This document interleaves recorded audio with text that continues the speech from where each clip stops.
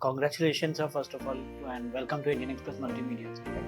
And sir, सबसे पहले congratulation आपको कि राजश्री प्रोडक्शन ने ऊंचाई के साथ 60 फिल्म्स का जो है पूरी कर ली है सर। तो क्या कहेंगे उस लेगेसी के बारे में सर? सब बहुत ग्रेटफुल हूँ क्योंकि 60th फिल्म है ऊंचाई, और वो भी हमारी राष्ट्र के 75 ईयर जब कंप्यूटर उस साल 75th ईयर में ये रिलीज़ हो रही है।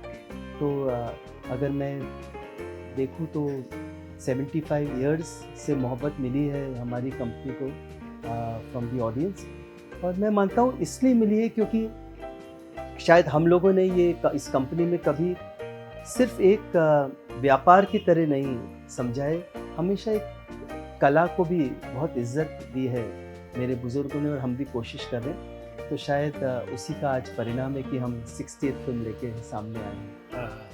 सर, ऊंचाई आपकी 7th मूवी है। ये बनाने का थॉट कैसे आया और उसकी क्या प्रक्रिया, कि क्या प्रोसेस रहा, उसका कास्टिंग कैसे हुई, क्या है जानना चाहिए उसका। तो ये बेसिकली ये कहानी मेरे पास एक राइटर लेके आए, और छोटी सी कहानी थी जिसमें उन्होंने कहा कि 4 दोस्त हैं 65 प्लस, 50 सालों की दोस्ती है, और एक दोस्त की मृत्यु होती है, और बाकी 3 दोस्त उम्र के बावजूद एवरेस्ट बेस कैंप तक ट्रैक करते हैं 17,000 फीट, हंसते गाते लौटते पोटते अपने दोस्त के लिए, और वहाँ जाके उन्हें एहसास होता है कि वो कितने जिंदा हैं।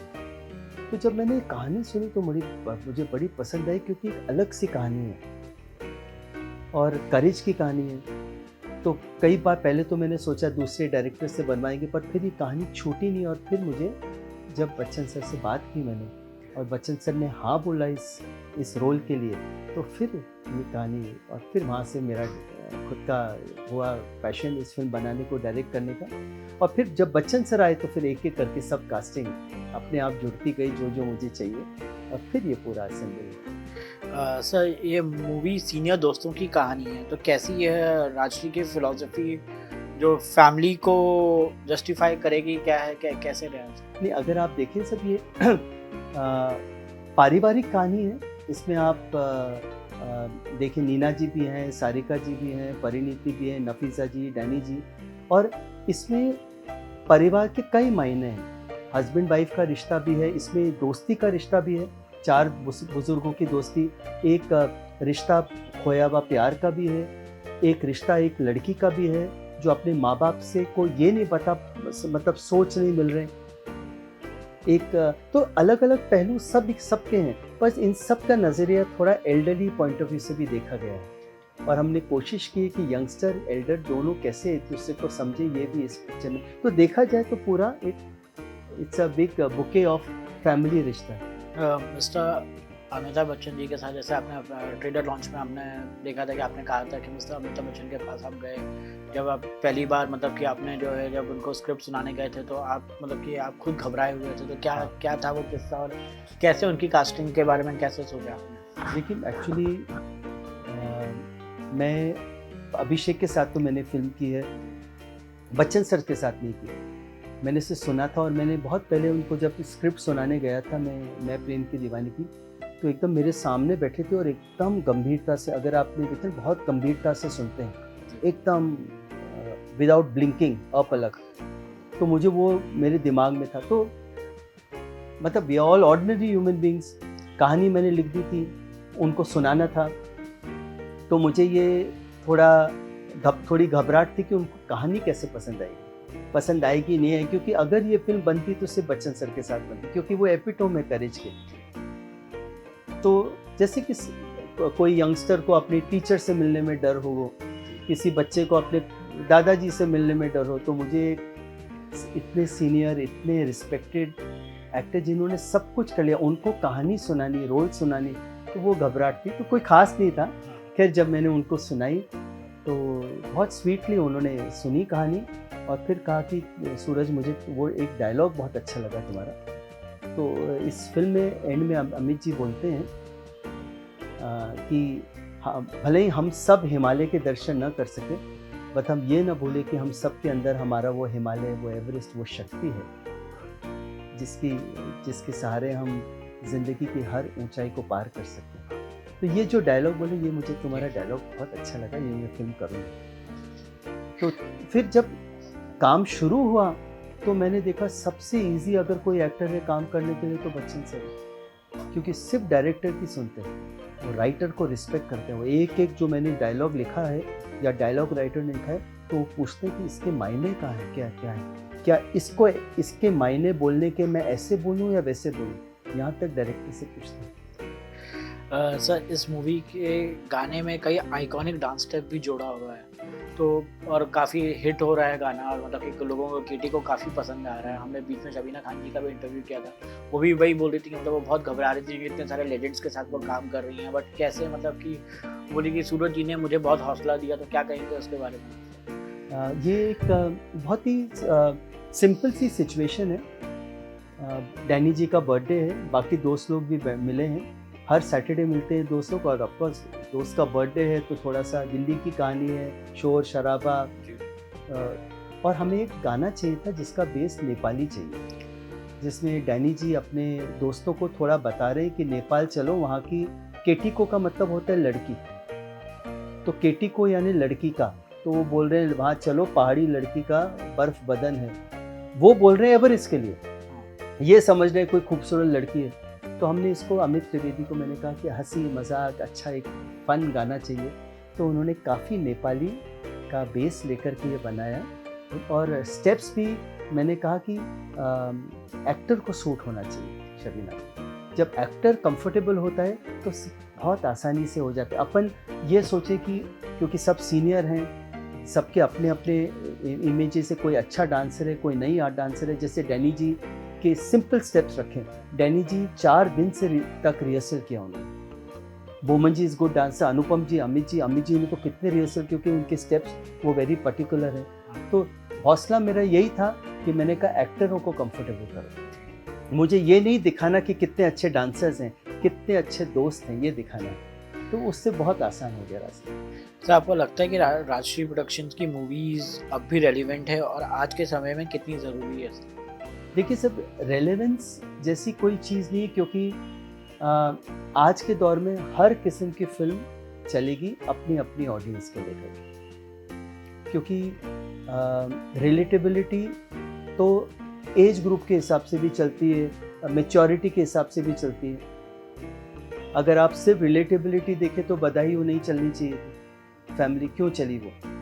इसका मतलब हर एक एज ग्रुप, हर एक किस्म की फिल्म की अपनी अपनी ऑडियंस है, और जहाँ ज़रूरत है वो मैं मानता हूँ दैट ये फिल्में और बननी चाहिए। सब फिल्म किस्म की फिल्में बने, बट कुछ ऐसी फिल्में बननी चाहिए जो थोड़ी परिवार को जोड़ के रखें, ताकि जो नई जनरेशन उनको पता तो चले कि साथ परिवार होने का, साथ दिवाली मनाने का फ़ायदा क्या है। आज आप बम्बई में देखिए कितनी दिवालियाँ, मिलना जुलना कम हो गया, सब मैसेजेस हो गए, सब अपने अपने बिजी हैं। छुट्टियाँ भी 4 के 3 दिन, 3 दिन के 2 दिन हो गए। तो ये जो फिल्में हैं जो परिवार को जोड़ के रखने, इसका मतलब ये नहीं कि सब साथ में रहें, जो नामुमकिन है आज, पर एटलीस्ट दिल तो जुड़े रहें। उसके प्लस पॉइंट्स क्या है, माइनस पॉइंट्स क्या है, तो मेरे हिसाब से फिल्मों की अपनी अहमियत है और बनती रहनी चाहिए। सर आने वाले समय में हम आपको किस तरह की मूवीज़ और बनाते हुए देख सकते हैं? फैमिली ओरिएंटेड रहेगी कि मतलब कि ऐसे फ्रेंडशिप के ऊपर रहेगी, कि क्या रहेगा? देखिए एज ए डायरेक्टर जो दिल में बस जाते हैं ना वही बनती है, बट अगर आप ऊंचाई भी देखें तो बिल्कुल फैमिली पिक्चर है। आप देखेंगे तो एक एक चीज़ आपको राष्ट्रीय की लगेगी, सिर्फ इसको कहने का ढंग बदला है। तो मेरे हिसाब से अगर कोई पूछता है तो मैं यही बोलता हूँ कि इतनी कहानियाँ और हैं, आप किसी भी घर में झाँको तो हर खिड़की के अंदर आपको एक कहानी मिलेगी। तो इतनी कहानियाँ हैं परिवार की, और शायद ये आता भी वही है बनाना बेस्ट, और अभी तक तो बहुत कहानियाँ कहनी बाकी है। तो मेरे हिसाब से मेरा सफ़र तो इसी तरफ। सर मिस्टर सलमान खान से आपको विशेष प्रेम है, कैसा है? आप मतलब कि आप दोनों का बॉन्डिंग के बारे में कुछ बताना चाहेंगे सर? सलमान खान और आपकी बॉन्डिंग के बारे में। देखिए सलमान भाई और मैं, क्योंकि हम लोगों ने साथ में शुरुआत की थी, 21 साल की उम्र में हम पहली बार मिले दोनों। वो भी न्यू कमर थे, मैं भी न्यू कमर था, एक फिल्म बना रहे थे साथ में, वो हीरो मैं डायरेक्टर। तो जब आप पहला शुरू करते हैं ना तो उसकी दोस्ती अलग होती है, उसका साथ अलग होता है, क्योंकि मैंने वो दौर देखा है जब डांस स्टेप्स के इश्यूज होते थे। यहाँ तक मैंने देखा जब उनकी वॉइस रिप्लेस होने की बात हो रही थी, मैंने प्यार किया कि डबिंग से, तो जब वो सब चीज़ से हम लोग दौर करके हम लोग गुजरे हैं, तो आज अगर वो सालों तक बात नहीं करो, बट मैं जानता हूँ कि वो मेरे बारे में सोच रहे हैं, मैं उनके बारे में सोचता हूँ। और अब जब हम वो फिल्म कभी सोचते हैं बनाने की, तो फिल्म से ज़्यादा है कि थोड़ा वक्त और साथ में बिताएं, थोड़ा और उसी माहौल को एंजॉय करें जहाँ से सफ़र शुरू किया था। तो आई थिंक जब बॉन्डिंग की बात आप कर रहे हैं, बॉन्डिंग वही होती कोई जो स्कूल फ्रेंड्स की होती है ना, वैसी बॉन्डिंग। सर क्या ऊंचाई में मिस्टर सलमान खान किसी तरह का गेस्ट अपीयरेंस है, या क्या उन्होंने यह मूवी देखी है, या क्या फीडबैक रहा मूवी को लेकर उनका? क्योंकि सबसे पहले जब ऊंचाई का सब्जेक्ट मैंने उनको सुनाया, तो पहले तो वो अचंभे हुए, हंसे कि ये कहाँ, ये क्या बना रहे हो, हिमालय जाओगे? क्योंकि हम तो कभी घर वर से निकलते नहीं है, घर का शूट होता है। एट द मोस्ट मैंने कोई आउटडोर किया है तो ऊटी किया है, कभी राजस्थान किया है 20-20 दिन का 5 स्टार होटल में। तो मैंने कहा अब ये बना तो रहे, तो फिर मजाक में बोले मैं चलता हूँ ना हीरो बन के पिक्चर में, हम सब क्लाइम करेंगे। तो फिर मैंने भी कहा कि आप क्लाइम करोगे इमेज लेकर के सलमान खान का, तो वो तो फट करके चल जाएगा, माउंटेन ही उठा लेगा वो तो, एवरेस्ट। इमेज है उनका पावरफुल। मुझे ऐसे कैरेक्टर एक्टर चाहिए जिनका वर्सेटैलिटी का इमेज हो, ताकि लगे कि हाँ दिक्कत होगी उन्हें क्लाइम करने में। फिर तो मजाक ही कर रहे थे। फिर उन्होंने ट्रेलर देखा, मुझे फ़ोन किया, ट्वीट भी किया, उनको ट्रेलर बहुत पसंद है। अलग रियल फिल्म लग रही है, हार्ट से बनी फिल्म लग रही है। केमियो नहीं है उनका, क्योंकि कभी Salman Khan doesn't require and it's not fair for me to come and do a cameo unless कोई एक्सक्लूसिव चीज़ हो। सर आपने पिछली मूवी वापस बनाना चाहेंगे, या मैंने प्यार किया, या हम आपके हैं कौन, अगर आपको मौका मिले रीमेक बनाने का, तो मतलब कि आप बनाना चाहेंगे आज के टाइम पे? मतलब नहीं, मैं क्योंकि हर डायरेक्टर ना मेरे हिसाब से वो एक अपनी ज़िंदगी का एक दौर एक फिल्म में कंप्लीट करता जाता है। अगर मैं अपना सफ़र देखूँ तो आई वॉज वेरी यंग, तो Maine Pyar Kiya, then I became a father of 2 children, तो Hum Aapke Kaun, then you lose your mother, तो हम साथ साथ हैं। फिर आप एक एज में जाके आप रिस्पेक्ट करते हो मैरिज को, तो यू मेक अ विवाह। देन एक मेच्योरिटी आती कि हर फैमिली में प्रॉब्लम है, बट वो फॉर्चुनेट है जिनकी फैमिली है तो प्रेम रतन में पाए। और आज जब आप करते हो कि हर एक फैमिली मेम्बर, हर एक आदमी को अपने आप को चैलेंज करना चाहिए, तो ऊंचाई, तो वो एक पड़ाव ज़िंदगी का छूटता जाता है, तो फिर वापस आप नहीं बनाना चाहते। सर आपकी मूवीज़ के फैमिली कॉन्सेप्ट से कई डायरेक्टर्स इंस्पायर्ड हैं, जैसे मिस्टर आदित्य चोपड़ा, करण जौहर और शामिल हैं, और इसको आप कैसे देखते हैं सर? अब ये कंटेम्प्रेरीज हैं मेरे, हम लोग सब ने साथ में करियर शुरू किया। मेरा फॉर्चून था, मैंने पहले शुरू किया, अगर मैं नहीं होता तो शायद इनकी पहली पिक्चर होती।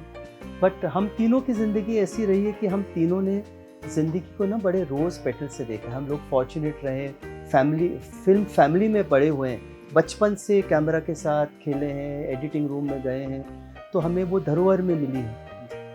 तो I am very grateful and I am happy that कुछ उन्हें मैंने प्यार किया, हम आपके कौन से मिला, तो उन्होंने उस किस्म की फिल्में बनाई और इतनी खूबसूरत फिल्में बनाई। सर आपके सन भी अभी मूवी डायरेक्ट कर रहे हैं सर, तो मतलब कि क्या मार्गदर्शन देना चाहेंगे आप उनको? मेरे लिए बहुत बड़ी चीज़ है, क्योंकि 35 इयर्स के बाद फिर आज एक नई जनरेशन बना रहे हैं, राजवीर और पलूमा के साथ बना रहे हैं अवनीश।